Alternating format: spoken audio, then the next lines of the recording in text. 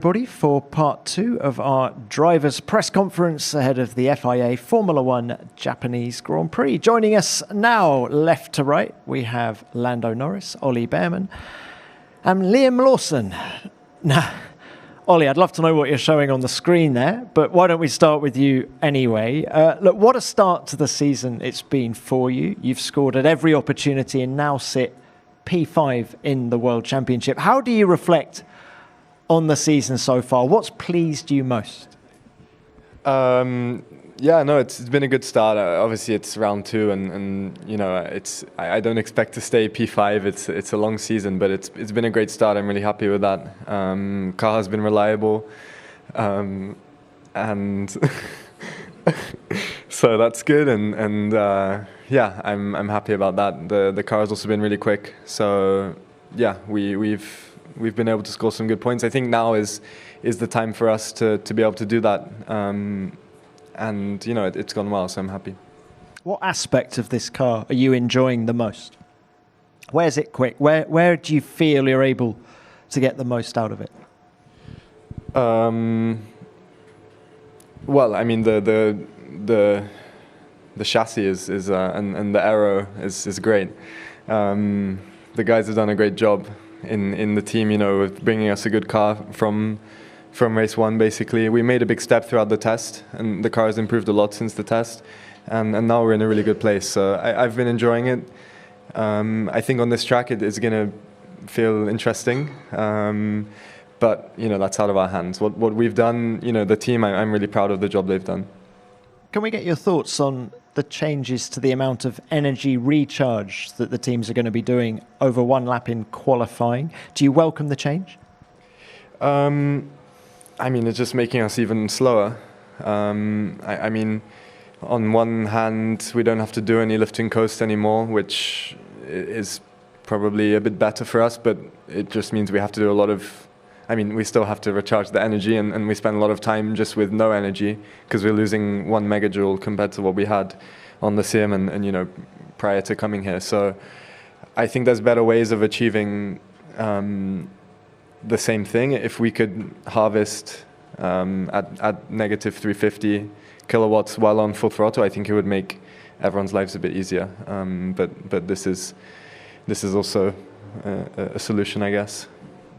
Look, thank you for that. Lando, can I bring you in on the subject of the energy recharge in qualifying? Can we get your thoughts? Do you welcome it? I mean, it's different. I need to go out and drive with it first. I think it'll eliminate some things. It will shift around some other bits. I think the thing is, you also have tracks where it'll be better. Tracks, like some tracks, it'll work and be a much better thing. Some tracks, it won't change too much. So it should be a little bit better here. It's not like it's going to change the whole world. But yeah, honestly, I need to go and drive on track first and understand it.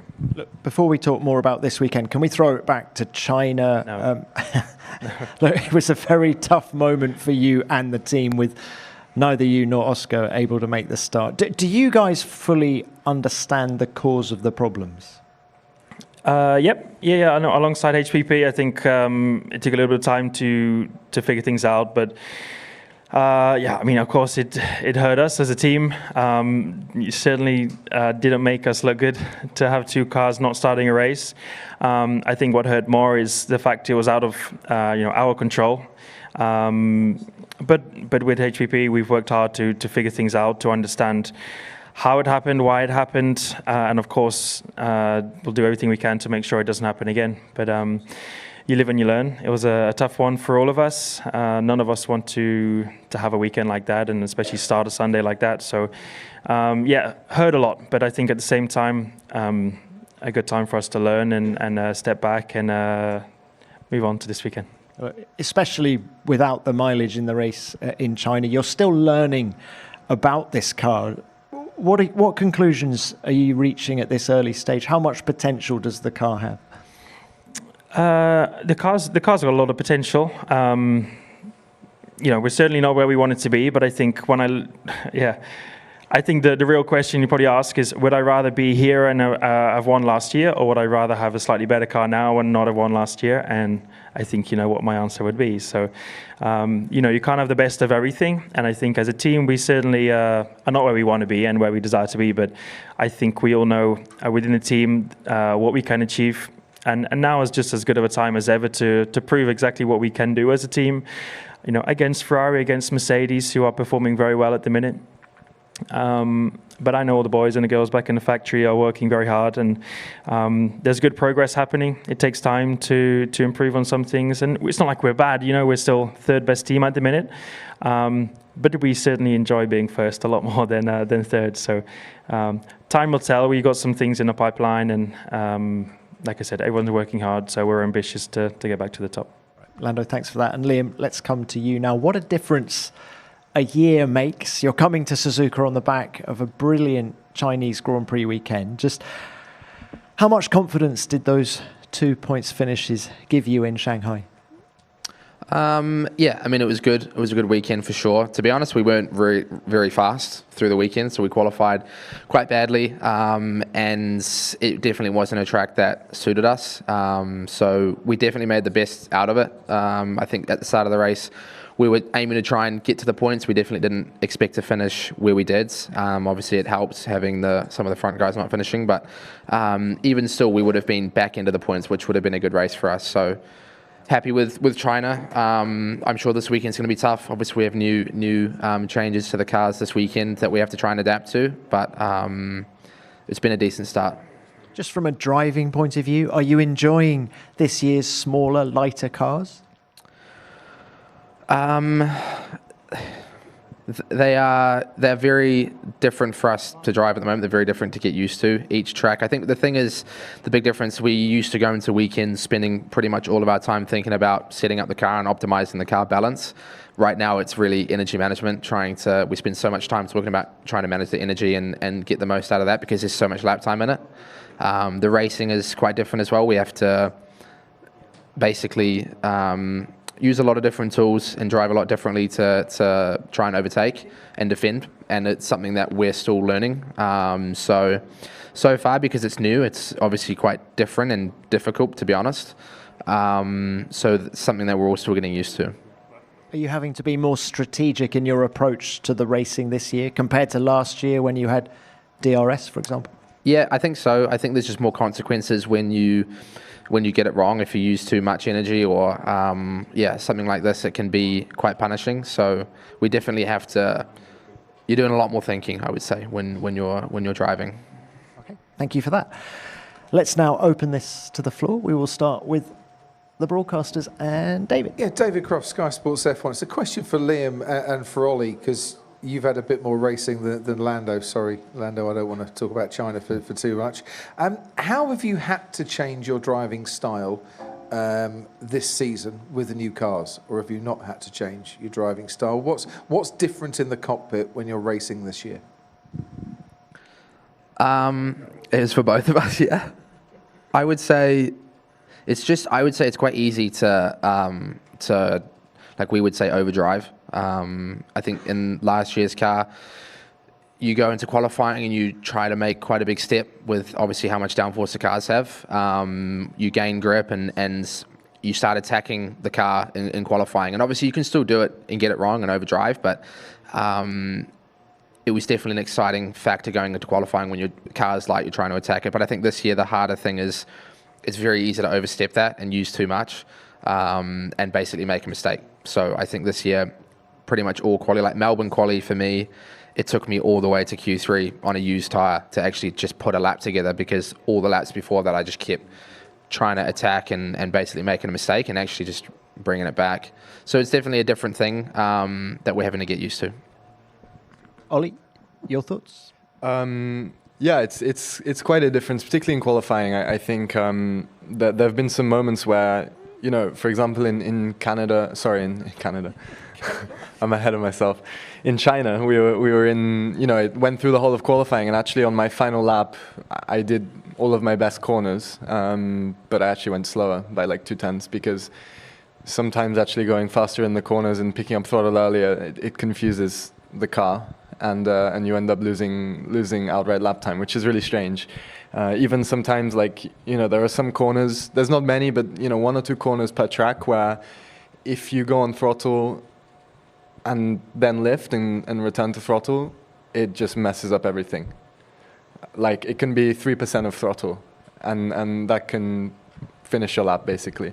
So it happened to me in China, and I lost 2/10 down the back straight, and I was so confused. And then you look back, and they're like, oh yeah, you had 5% less battery to start the straight, and that's really the difference that it can make. So it's tough because I think what they've tried to do to help us is already starting this weekend, but it's tough because the way that we've always driven, you push more and more throughout qualifying, and you get to that final run, you try to get up everything out of it, and it ends up being slower. Actually, you're better off just driving at 99% and doing consistent laps, which is a bit against our nature. It's something we're having to adjust to. Then in the race, I think it's a bit more straightforward. But yeah, definitely on qualifying, it takes a bit of adjustment. Ollie, what do you think a track like Monaco will be like? Will you be back to 100%? Well, actually, Monaco, because it's so short, there's so many braking zones. I haven't done any sim or anything. I haven't even looked at any stuff for Monaco, but I expect it to be maybe one of the closer tracks to what we've had in the past. It's more those kind of short straights where you only want to deploy a tiny amount of energy, that if you have a snap or whatever and you lift throttle, then you deploy way more than you're meant to. I think Monaco will be a bit more normal. I'm quite looking forward to Monaco. All right, thank you. Next one, please. Mara San Giorgio, Sky Sport F1 Italy. A question to Lando. Lando, the season has just started. It's very unusual. Will you be able, as a team, to fight again like last year, for example, for a title? How much are you confident? I don't know. I can't remember how many points we were behind in 24 from Mercedes and Red Bull, Ferrari.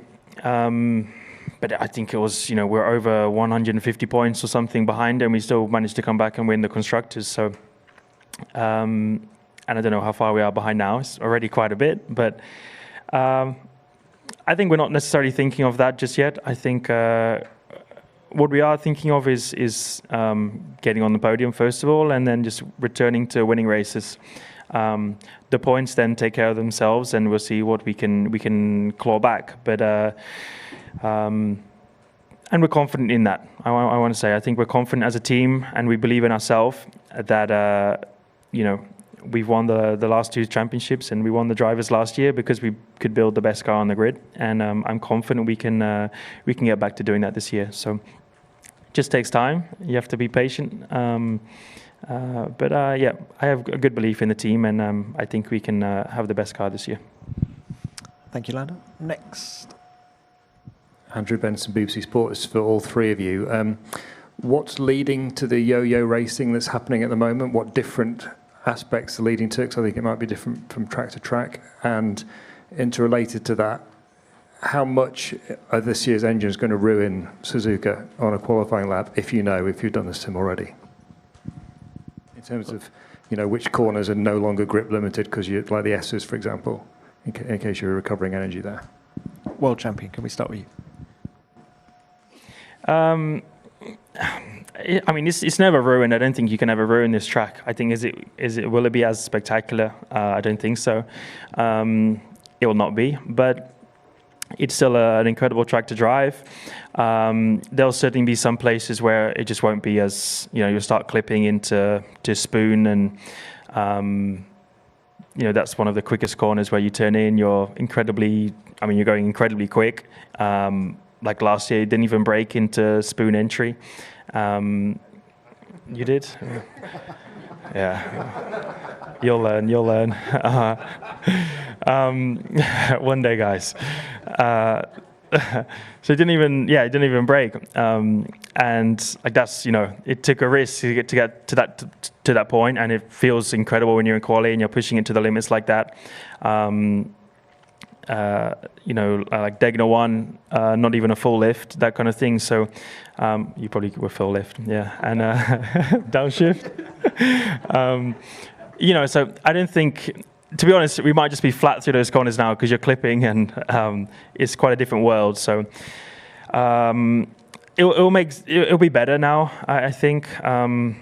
I think you'll see some places not as spectacular as what it's been in the past, but I think it's still going to be cool to drive in qualifying. And the yo-yoing in the racing, I think everyone's going to have a different opinion on this one. You just use your battery, and the next straight you have no battery. So it's, the thing is, it looks great on TV, and it's good. The viewers seem to love it. I think a lot of people seem to love it. It's just a different type of racing, and I enjoyed sitting on the side last weekend and watching the battles of Ferrari and things like that.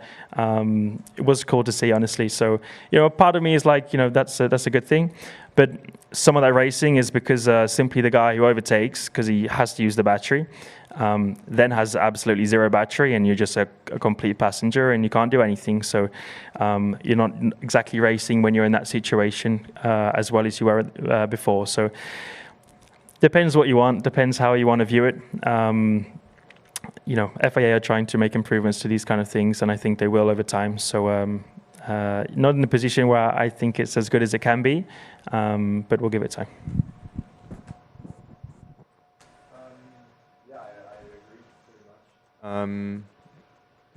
I think some of the greatest aspects of this track might not be as great this year, simply because of the energy constraints and the fact that we have to recharge Degner 1, Spoon, all of these places.